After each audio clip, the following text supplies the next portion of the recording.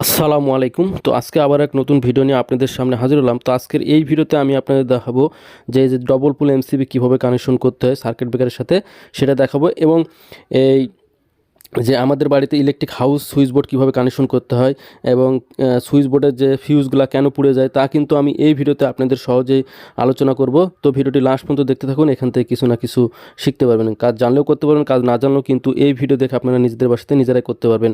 তো দেখেন, তার টেনে রেখেছি। এই তারটা না দেখাতে গেলে কিন্তু অনেক সময় লাগবে, তার জন্য আমাদের 2.0 RM তার যে আছে সেটা সুইচ বোর্ড পর্যন্ত আমরা টেনে নিয়ে এসেছি। টেনে নিয়ে আসার পরে ডবল এমসিবি থেকে টেনে নিয়ে আসার পর দেখেন এখানে সুইচ বোর্ডের কী অবস্থা। সুইচ বোর্ডের যে অবস্থাটা হয়েছে দেখেন, এনে ফিউজ কিন্তু পুড়ে গেছে। কী কারণে পুড়ে গেছে সেটাও আমি আপনাদের সাথে ডিসকাস করব। তো ফিউজ পোড়ার প্রধান কারণ যে হলো, আমাদের যে ফিউজগুলো থাকে, অবশ্য আমরা এখানে ভারী লোড চলে, অর্থাৎ রুম হিটার বা রাইস কুকার, ফ্রিজ না, রাইস কুকার অথবা হোম যে হিটারগুলো আছে 1500 1000 ওয়াটগুলো যখন আমরা এই সকেটে চলাই তখন কিন্তু ফিউজের পুড়ে যায়, চাপটা পড়ে প্রথমত, সে কারণে কিন্তু ফিউজটা পুড়ে যায়। এবং তার যদি একবারে যে চিকন তার যদি থাকে সেক্ষেত্রে চিকন তার কিন্তু অনেক সময়তে পুড়ে যেতে পারে। তো তো দেখেন এখান থেকে আমরা এখানে আমরা 1.0 RM তার ব্যবহার করা হয়েছে।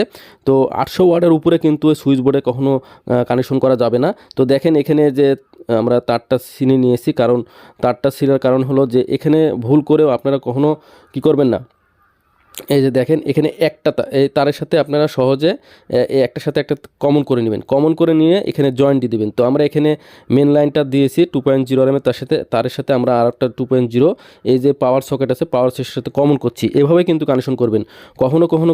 কখনো কিন্তু সুইচের সাথে কানেকশন করবেন না। সুইচের সাথে কানেকশন করলে, সুইচের নিচের টার্মিনালের সাথে কানেকশন করলে কিন্তু এই ধরনের সমস্যাটা বেশি হয়।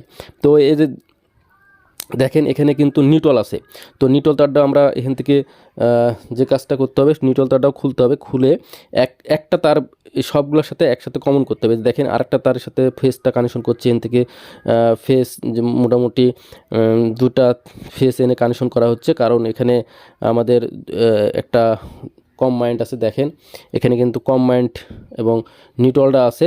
তো যে কটা তার থাকবে আপনার এখান থেকে লাইনটা নেবেন পাওয়ার সকেটের বা রাইস কুকারের, সেগুলো কিন্তু একটা তারের সাথে জয়েন্ট দিবেন। এইভাবে আমি যেভাবে করছি সেভাবে জয়েন্ট দিবেন। তাহলে কি হবে, সুইচের সকেটের নিচে যদি আমরা এই কানেকশন করি সেক্ষেত্রে কিন্তু সমস্যার সৃষ্টি হয়।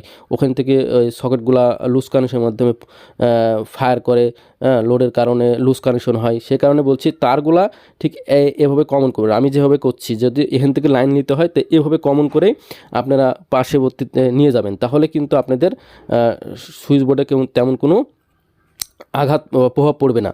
তো দেখেন আমি কমন করছি, নিউট্রাল এবং ফেস কমন করলাম। এখান থেকে আমরা পাওয়ার সকেটে নিয়ে গেছি লাইন, তাই কমন করে পরবর্তীতে কানেকশনটা করে দেবো। তো এখানে ঠিক একইভাবে কিন্তু আপনাদেরও ঠিক করতে হবে। তো ভিডিওটি যদি ভালো লাগে অবশ্যই একটি লাইক দেবেন, আর চ্যানেল নতুন হয়ে সাবস্ক্রাইব করে পাশে থাকবেন।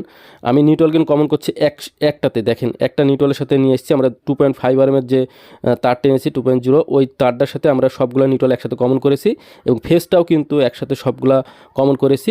করে এই যে দেখেন এখানে সব যে কটা আপনার ফেসের দরকার আছে সব কটাই কিন্তু এই তারের সাথে, এই যে দেখেন পাওয়ার সকেট আছে অনেকগুলো, এই পাওয়ার সকেটকে তারের সাথে একসাথে কমন করে দেবেন। এই যে এই তারের সাথে সবগুলো ফেস কমন করে দেবেন এবং নিউট্রালও কমন করে। যে দেখেন এই যে কমন করা আছে ফেসগুলো, এই ফেসের একসাথে কমন করা আছে। যে কটা চলবে আপনার, দেখেন যে কটা আপনি লাইন এখান থেকে দেবেন সে কটা কিন্তু এখান থেকে কমন করবেন। এভাবে কমন করে একটা তার বের করার পরে আপনার যে নিউট্রালটা দেখেন সব নিউট্রাল কিন্তু একসাথে কমন করে, এই যে কমন করেছি। এখানে টেপ মেরিয়ে দিল। টেপ কিন্তু ভালোভাবে টেপিং করবেন, কোনো রকম যাতে তার ইনসুলেশন না বেড়ে থাকে। তো যদি ইনসুলেশন বেড়ে থাকে নেগেটিভ পজিটিভ একজাত হলে কিন্তু ফায়ার করবে। তো আমরা ফেসটা সবগুলো কমন করেছি। করার পরে এখন আমাদের যে কাজটি করতে হবে সেটা হলো যে আমাদের যে ফিউজটা আছে সেই ফিউজটা কিন্তু এখন এখানে লাগাতে হবে, কারণ ফিউজটা কিন্তু পুড়ে গেছে। সেই ফিউজটা নতুন ফিউজ এখানে আপনাকে লাগাতে হবে। তো এখানে কানেকশনটা দিতে হবে। তো আপনাদের একটা মনে রাখতে হবে যে কোনো যদি 1500 1000 ওয়াটের বেশি হয় তাহলে কিন্তু আপনারা এই সুইচ বোর্ডে সকেটে ব্যবহার করবেন না। সকেটে যদি এইসব সকেটে যদি 1500 1000 ওয়াটের বেশি লোড চালান এই সুইচ বোর্ডে, সেক্ষেত্রে কিন্তু এই সকেট বা ফিউজ পুড়ে যাওয়ার সম্ভাবনা থাকে বেশি। এই জিনিসটাই হয়েছে। তো দেখেন লাইনটা কিভাবে হবে, এখানে যে পাওয়ারটা দিচ্ছি দেখেন এখানে কমন, অর্থাৎ এই যে লাইনটা দিচ্ছি এই লাইনটা কিন্তু সরাসরি চলে গেছে সুইচ বোর্ডের নিচ পর্যন্ত। এই ফিউজ থেকে তারটা এখান থেকে চলে গেছে, চলার পরে এখন এনে ফেসটা দেবো। ফেসটা এখানে পাওয়ারটা দিয়ে দিলাম ফেসের, অর্থাৎ 220 ভোল্টের পাওয়ার দিলাম। পাওয়ার দেওয়ার পরে এখান থেকে লাইনটা কিন্তু পাস হয়ে চলে গেল নিচের দিকে। নিচের দিকে যাওয়ার পরে পাওয়ারটা গেছে, যাওয়ার পরে এখন এখানে কিন্তু আরেকটা জিনিস হয়েছে কি, এখানে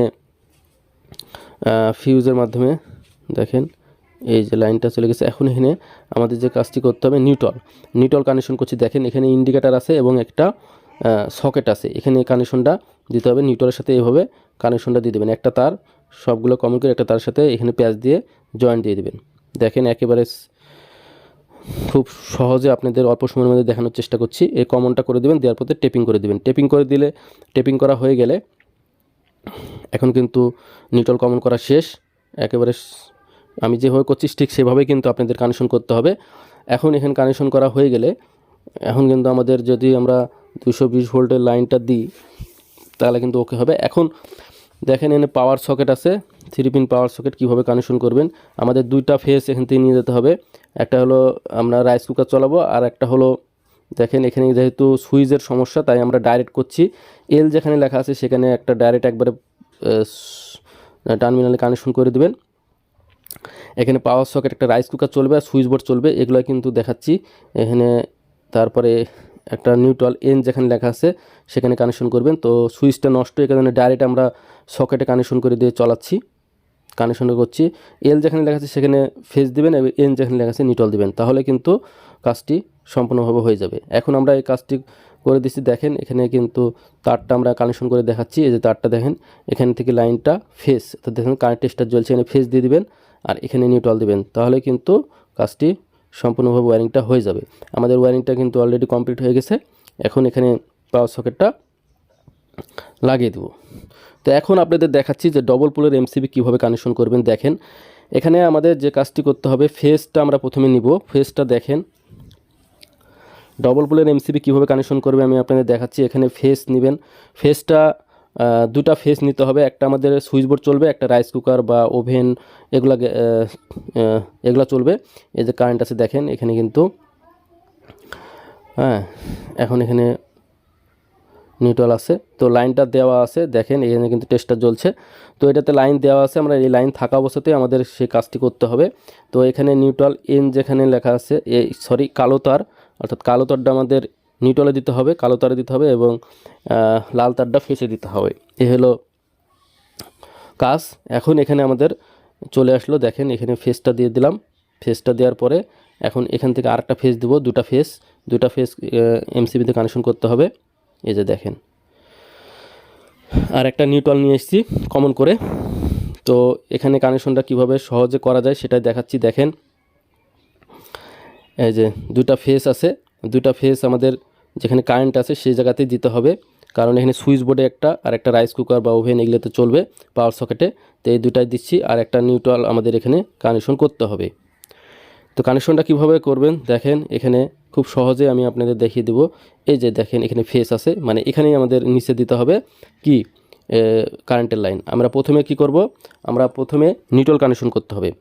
যদি নিউট্রাল কানেকশন করি তাহলে হবে, কারণ প্রথমে নিউট্রাল কানেকশন করলে আমাদের কোনো কিছু ভয় থাকার সম্ভাবনা থাকে না, কারেন্ট ব্যাক করার সম্ভাবনা থাকে না। আর যদি আমরা ফেস আগে দিই তাহলে ফেসের মাধ্যমে কিন্তু নিউট্রাল কারেন্ট চলে আসে। সেই কারণে আমাদের আগে নিউট্রাল কানেকশন করবেন। নিউট্রাল কানেকশন করছি, দেখেন নিউট্রালটা আসলে ভিতর দিয়ে ঢুকানি একটু টাফ, তাই আপনাদের দেখাচ্ছি কিভাবে কানেকশনটা করবেন। একেবারে সহজ সিম্পল কাজ। এই যে দেখেন নিউট্রাল কানেকশন করা শেষ। এখন কিন্তু আমাদের কি করতে হবে, ফেসটা কানেকশন করতে হবে। ফেসটা কিভাবে কানেকশন করবেন আমি আপনাদের দেখাচ্ছি। এবার এই যে দুটা তার দেখেন, লাল দুটা তার এই জায়গাতে কানেকশন করতে হবে। এই ফেসটা এখানে কানেকশন দেবেন। এই যে এই দুটা তার, এখানে দুটা তার দুই জায়গাতে কানেকশন করে দিবেন, এবং সার্কিট ব্রেকার যে অফ করে কিন্তু আপনাকে কানেকশন করতে হবে। সার্কিট ব্রেকারটা দেখেন এখন অফ আছে। সার্কিট ব্রেকার যে কোনো পাশে আপনি ইনপুট আউটপুট দিতে পারেন, এত কোনো সমস্যা নাই। তো কানেকশন ভালোভাবে টাইট দিবেন, কোনো রকম লুজ কানেকশন রাখা যাবে না। তো আরেকটা জিনিস ভুলে গেছি, সেটা হলো যে আপনি ঘরের লোডের উপর ভিত্তি করেই কিন্তু আপনাকে এই ডবল পোলের এমসিবিটা ব্যবহার করতে হবে। তো এখানে কিন্তু দেখেন এখানে কিন্তু